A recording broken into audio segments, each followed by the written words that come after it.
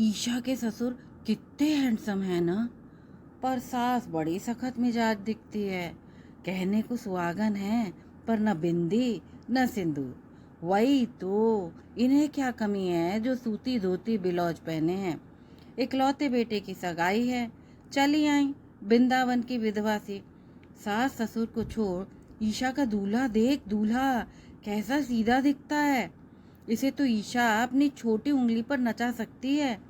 सगाई के दिन रिश्तेदारों के अतिरिक्त माँ की सहेलियाँ और ईशा के भाई बहन भी ईशा के भावी सास ससुर और पति का खुल्लम खुल्ला मजाक उड़ा रहे थे। जीजा जी तो बिल्कुल लल्लू लग रहे हैं जिज्जी। छोटी बहन ईशा बोली, हाँ जीजी, मैंने चाय पानी को पूछा तो वो झेंपते हुए अपनी माँ का चेहरा ताकने लगे। भाई मुकेश भी बाज नहीं आया। कहीं गूंगे तो नहीं? आंखें गोल गोल घुमाते हुए छुटकी दिशा ने भी अपनी शंका प्रकट की। जीजी, अभी कुछ नहीं बिगड़ा है, पसंद न हो तो शादी से इनकार कर दो, ईशा ने कहा। ईशा मन में भी दर्जनों शंकाएं हैं, पर वो किससे कहे। माँ को वो क्या दलील दे कि इस अजीब से परिवार में उसकी समाई नहीं होगी। पर वो जन्नी है कि क्या सुनने को मिलेगा। अरे लल्लू है तो क्या हुआ, पैसे वाले हैं, अच्छा खानदान है, पढ़े लिखे हैं, समाज में प्रतिष्ठा है, और तुझ में कौन से सुरखाब के पर लगे हैं।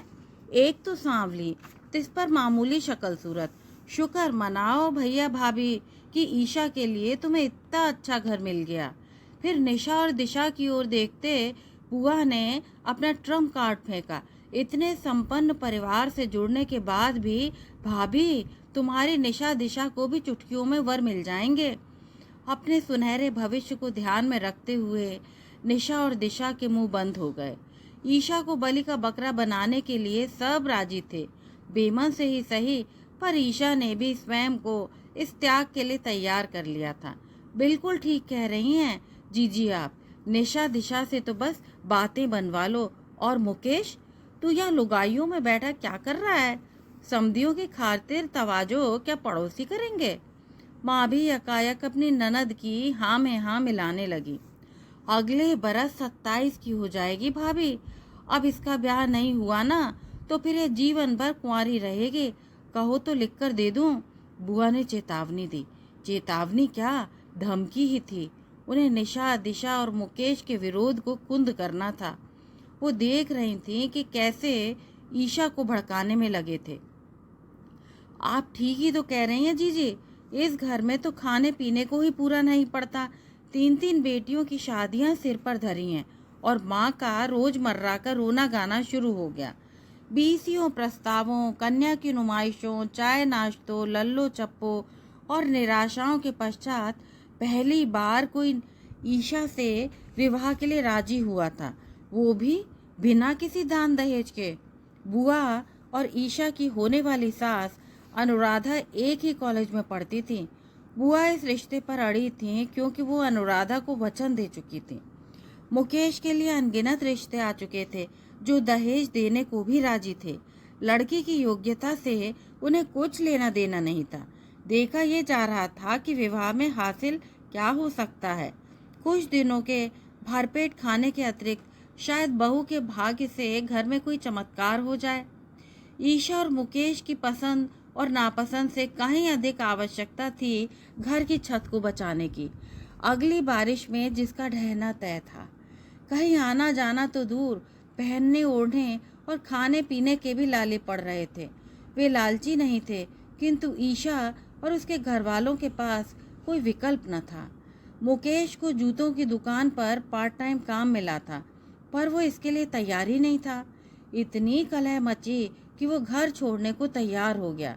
झक मारकर सब चुप हो गए। इकलौते लड़के को घर से कैसे जाने देते? पापा की सरकारी नौकरी से घर का खर्चा भी पूरा नहीं होता। माँ कपड़े सीकर कुछ पैसे और कमा लेती हैं। चिल्लाती चीखती और झींकती रहती हैं, और पापा चुपचाप सुनते रहते हैं। खाना परोस दो तो खा लेते हैं, न परोसें तो भूखे सो जाते हैं। ईशा कभी कभी सोचती है कि कहीं वो गूंगे बहरे तो नहीं। रिश्तेदारों में खुसुर पुसुर जारी थी। ससुराल वालों को साधारण नए नक्श और सांवली ईशा में ऐसा क्या नजर आया जो झट हाँ कर दी। ईर्ष्या और जलन के मारे हुए रिश्तेदारों और पड़ोसियों के खुसुर पुसुर से भयभीत ईशा की माँ और बुआ जल्दी से जल्दी सारी रस्में निपटाने में लगी थी। अपनी साख बचाने की खातिर बिना किसी चर्चा के शादी का अधिकतर खर्चा कृष्ण कुमार उठा रहे थे और ईशा के माँ बाप उनके एहसानों तले झुके जा रहे थे। पर बुआ, इनके हस्बैंड तो इतने हैंडसम हैं, उन्होंने इनसे शादी कर ली। निशा, हमारे ज़माने में लड़के लड़की की रजामंदी कहाँ ली जाती थी। ये तो कॉलेज में भी ऐसे ही रहती थी, बिल्कुल सीधी सादी। उसे सजने संवरने का शौक ही नहीं था, पर इतने पैसे वाली है अनुराधा कि मैं तुम्हें बता नहीं सकती। देखना, अपनी ईशा राज करेगी, राज। लाखों से अच्छा पहनेगी, ओढ़ेगी। बेचारे की किस्मत में अजीब सी पत्नी और लल्लू बेटा लिखा था।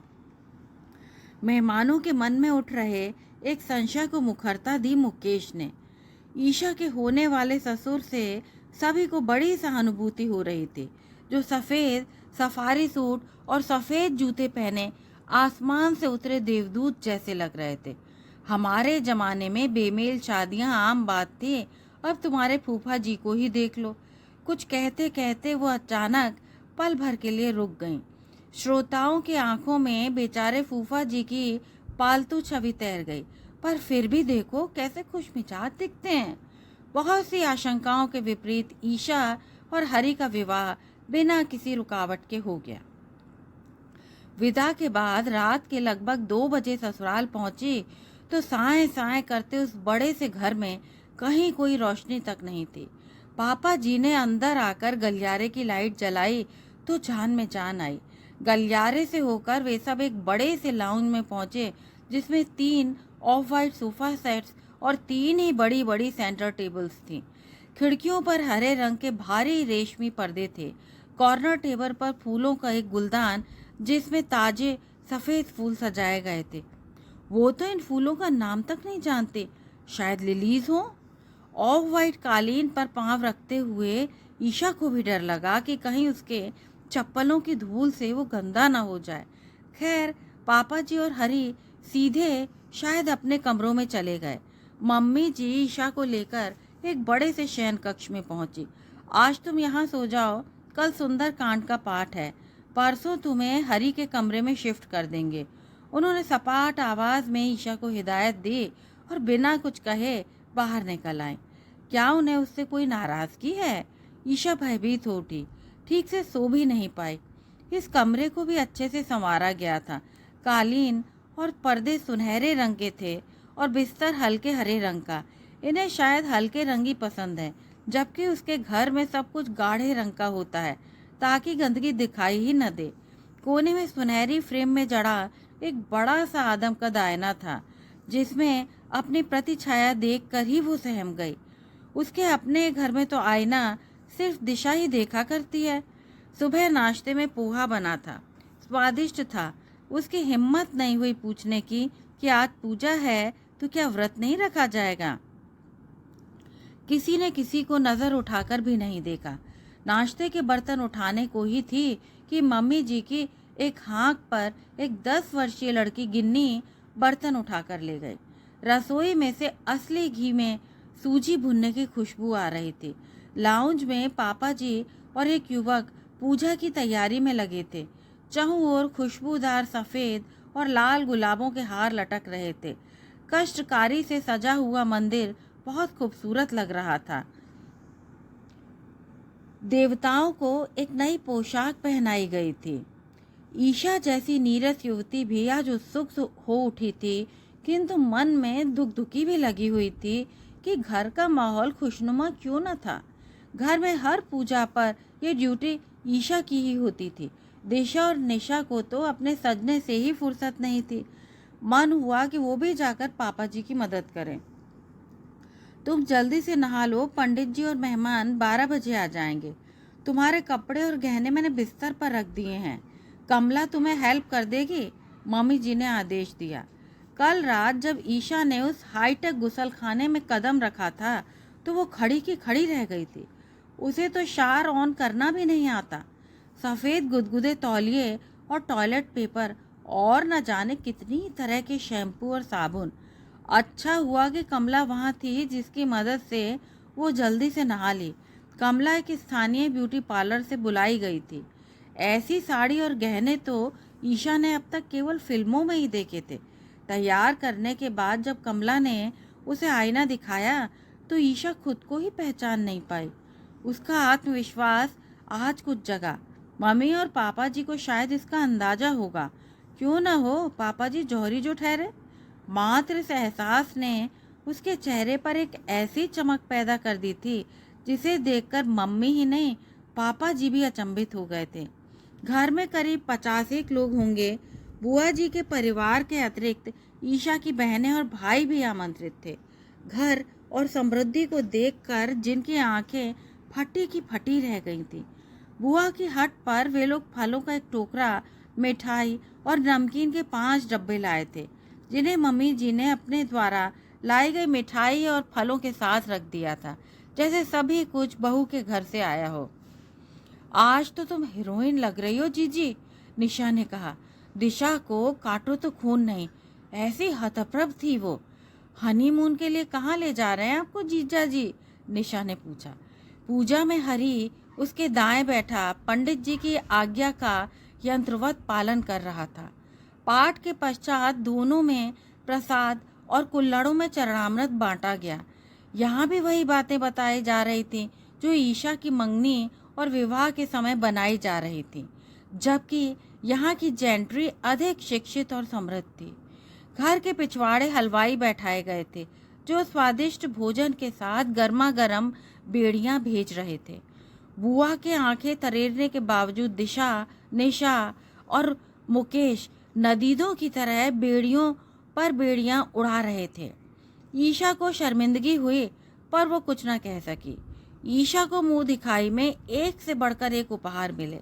पापा मम्मी जी ने उसे सोने का एक सुंदर और भारी सेट भेंट में दिया, जिसे देखकर मेहमानों में खलबली मच गई।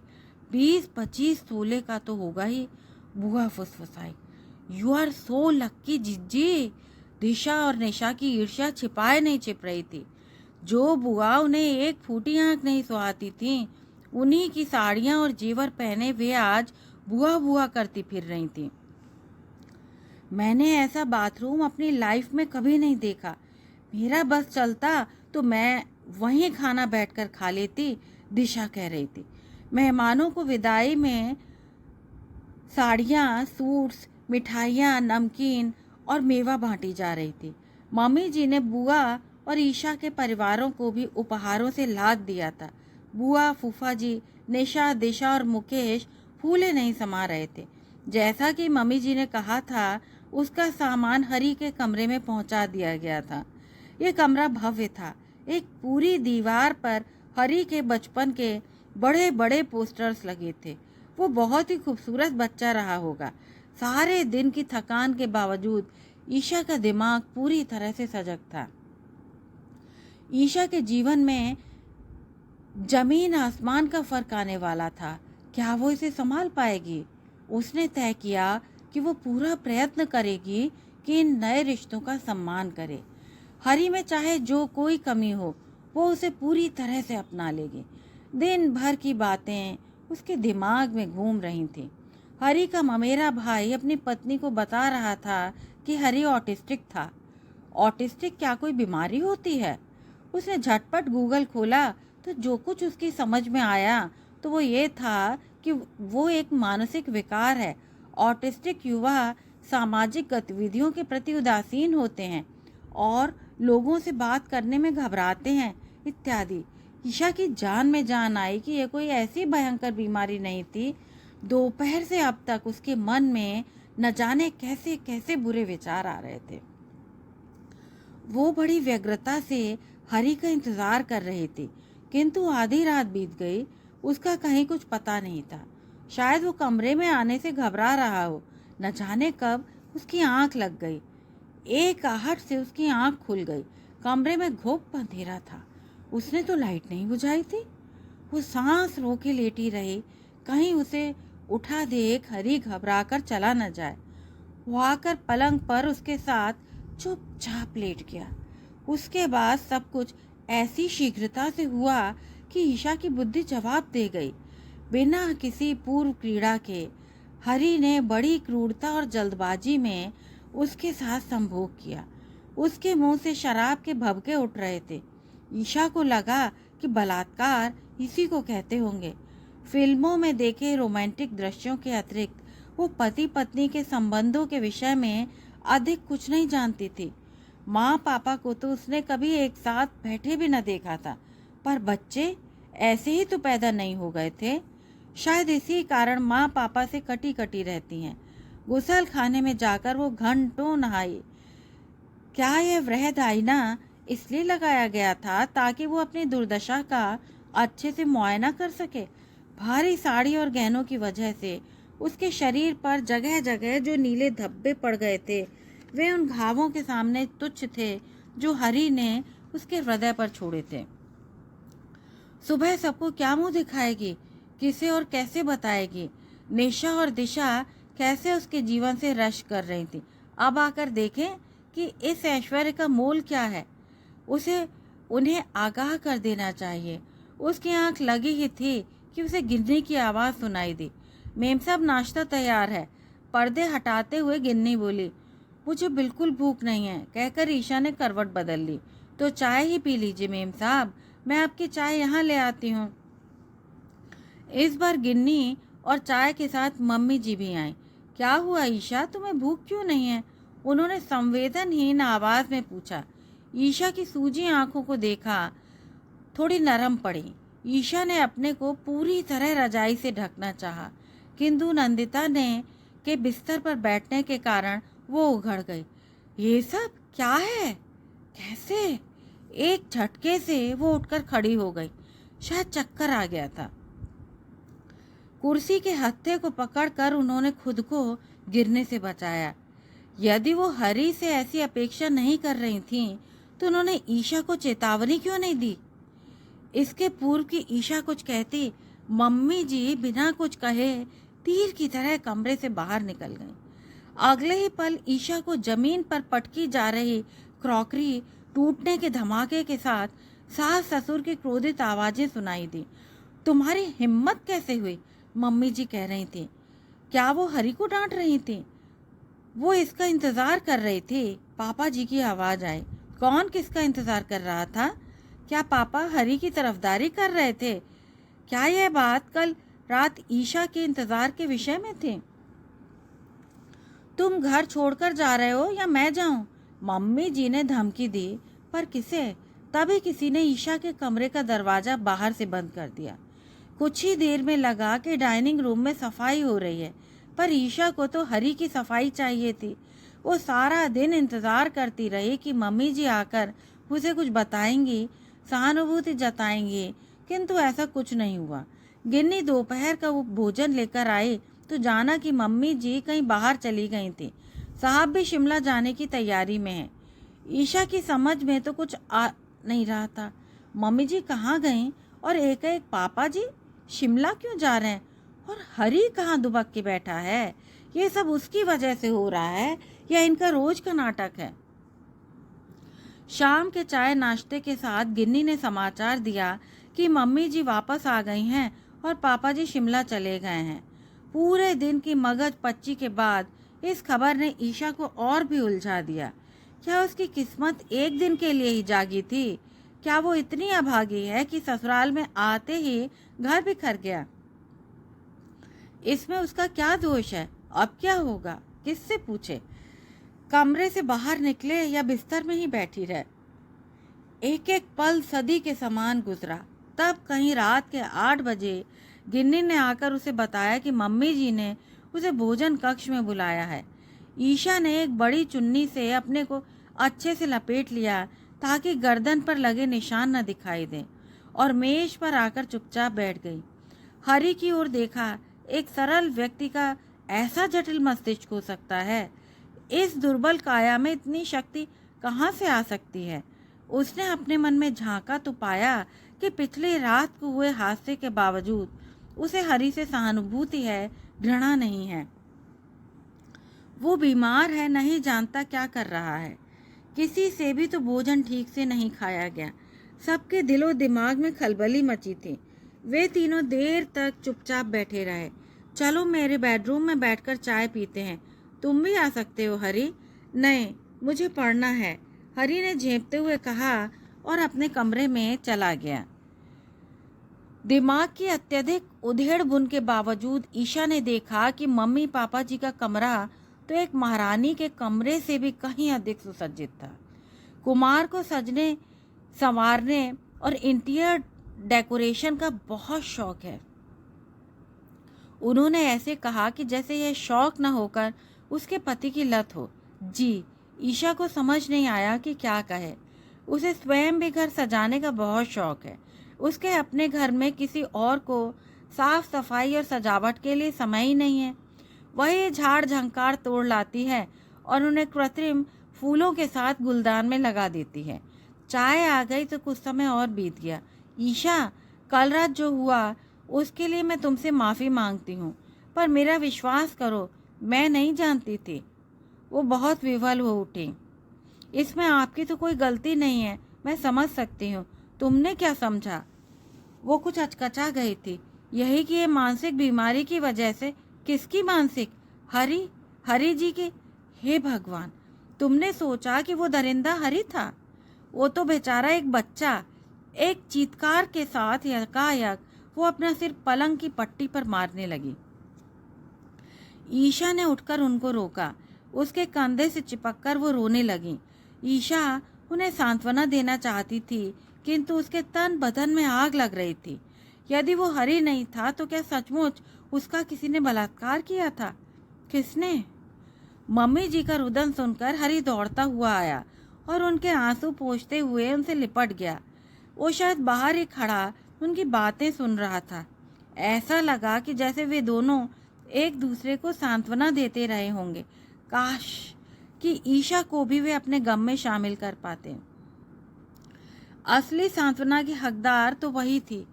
एकाएक लगा कि ईशा का दिमाग फट जाएगा। क्या यही सच है? इसीलिए मम्मी जी अपना सिर फोड़ रही हैं? इसीलिए सुबह उन दोनों का झगड़ा हुआ और उन्होंने पापा जी को घर से जाने के लिए कहा? सोचते सोचते वो धम्म से जमीन पर गिर पड़ी। जब उसे होश आया तो वो बिस्तर पर लेटी थी। पलंग के पास रखी कुर्सी पर स्टेथोस्कोप लगाए एक सज्जन बैठे थे। Hello Isha, how are you feeling now? जी ठीक हूँ। ईशा और क्या कहती?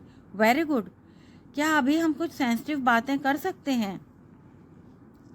डॉक्टर निगम, आप दोनों को अकेले में बात करनी चाहिए, कहते हुए मम्मी जी कमरे से बाहर निकल गईं। कल रात के हादसे के बारे में नंदिता ने मुझे सब बता दिया है। जी, ईशा ने अपनी आंखें झुका लीं। तुम्हें घबराने की कोई ज़रूरत नहीं, नंदिता तुम्हारा पूरा साथ देने को तैयार है। ईशा ने पहली बार डॉक्टर निगम को अच्छे से परखा, जैसे वह सुनिश्चित करना चाहती हो कि इस व्यक्ति से गोपनीय बातें की जा सकती हैं। तुम्हें सोचने के लिए समय चाहिए। जी नहीं, मैं सोच रही थी कि मम्मी जी, हमारे परिवार की प्रतिष्ठा का क्या होगा। मैं समझ सकता हूँ कि तुम्हारी शादी को 2 दिन ही हुए हैं, पर इस भयंकर अपराध को छिपाना, मम्मी जी भी तो शायद इस नासूर को जीवन भर छिपाती रहीं। ईशा खुद पर हैरान थी कि रातों रात को इतना प्रौढ़ कैसे हो सकता है। उनका जमाना और था।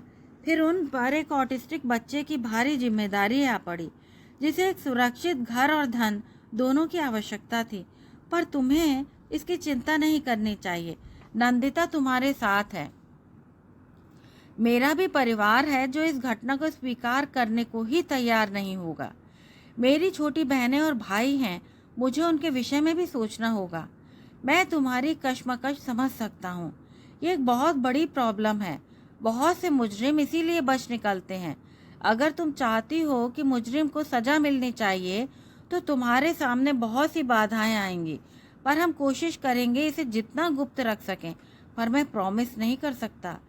ईशा को समाचार पत्रों में छपे बहुत से समाचारों का ध्यान हो आया।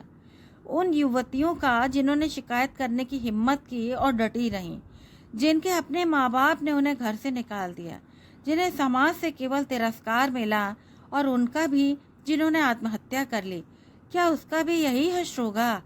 पीहर, विशेषतः माँ, बहनों और बुआ से उसे कोई उम्मीद नहीं थी।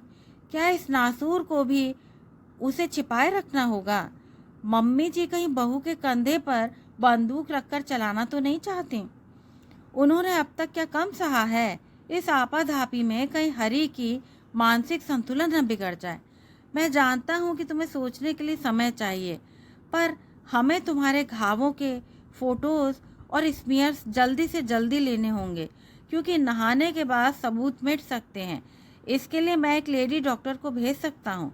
ईशा सोच रही थी कि सबूत तो उसने पानी से रगड़ रगड़ कर मिटा दिए थे। काश कि उसकी अंतरात्मा पर लगे घावों के चित्र लिए जा सकते। कोई बात नहीं, तुम दोनों की गवाही ही काफ़ी होनी चाहिए। खैर, इस विषय पर अधिक जानकारी तुम्हें पुलिस देगी। अभी तुम्हें आराम की सख्त ज़रूरत है। Sleep well tonight, tomorrow you will be as good as new. Doctor के जाने के बाद मम्मी जी ने ईशा को पानी के साथ 2 गोलियां खाने को दी। तुमने तो हमें डरा ही दिया था ईशा। अभी तो बस तुम सोने की कोशिश करो। मैं वादा करती हूँ कि जैसा तुम चाहोगी वैसा ही होगा।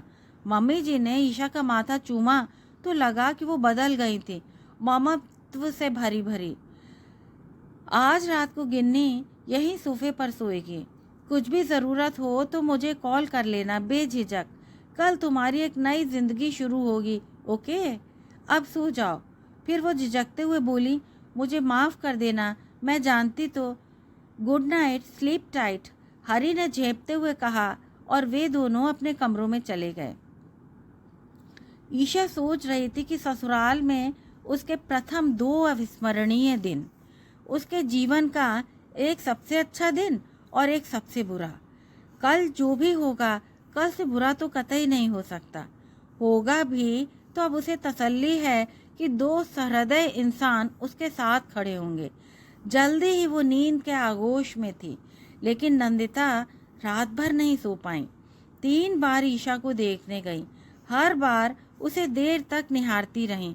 संजय के यौन संबंधों से वो वाकिफ थीं, पर क्या कोई अपनी ही बहू के साथ व्यभिचार कर सकता है?